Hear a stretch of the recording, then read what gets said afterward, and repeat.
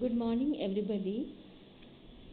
I'm Dr. Razia Zameen, Associate Professor, Department of Chemistry, SMB Government, PG College, Nadwara. Today, I'm going to talk about the more systematic nomenclature of heterocycles based on the names of carbocyclic analogues, and therefore the nomenclature systems are modifications of those used for carbocycles. The most widely used systematic method for naming 3 to 10 membered monocyclic heterocycles of various degree of unsaturation containing one or more heteroatoms. This nomenclature system, Hans-Widman system, specifies the ring size and the nature, type and positions of the heteroatoms.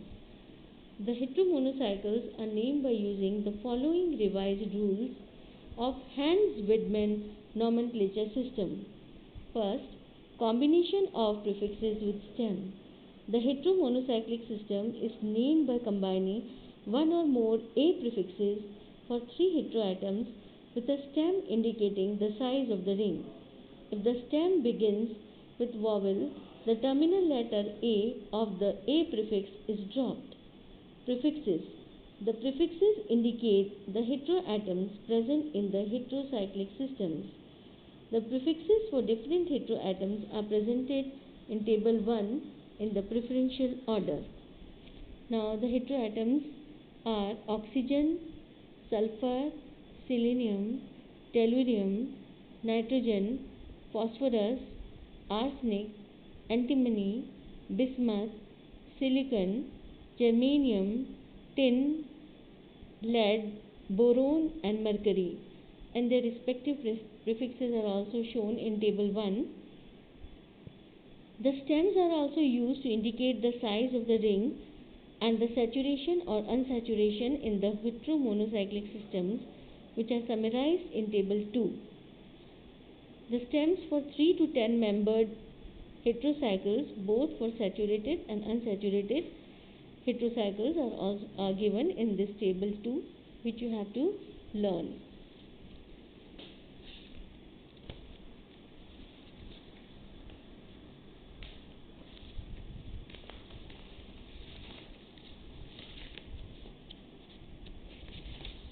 The following points should be considered while giving names to the heteromonocycles. The stem irene is used for 3-membered nitrogen-containing unsaturated heteromonocycles. The stems iridine, etidine and olidine are used for nitrogen-containing saturated 3, 4 and 5-membered heteromonocycles respectively. The terminal vowel of a numerical prefix is not dropped even when the prefix begins with the same vowel. Example, cyclotetrahexoxane. The ending of the name depends on the presence or absence of nitrogen. Unsaturated stems are used for the rings with maximum numbers of non-cumulative double bonds possible when the heteroatoms have the normal valencies given in table 1. Saturated stems are used for the rings without double bonds. If the stems are not specified for partially or completely saturated heteromonocycles, the prefixes dihydro, tetrahydro, etc. should be used. Now the next rule is the stems ethene and oleine, which were formerly used for nitrogen containing 4 and 5 membered rings respectively with one double bond, have no longer been recommended by IUPAC.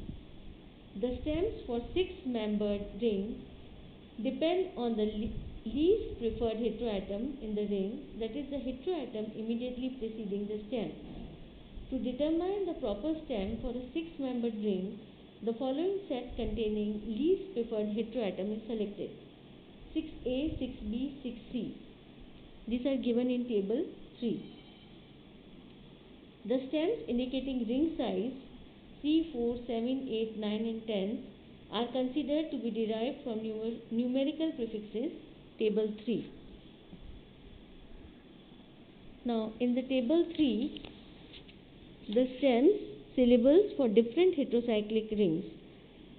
For 3-membered, 4-membered, 7-membered, 8-membered, 9-membered and 10-membered, the syllables are given, and from where it is derived, that is also given. Trivial names, example pyrrole, pyrazole, imidazole, pyridines, pyridazine, pyrimidine, etc., permitted for some heteromonocyclic systems by IUPAC should be preferred over the systematic names.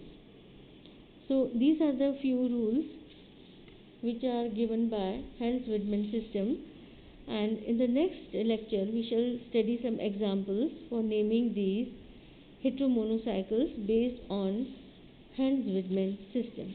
Thank you.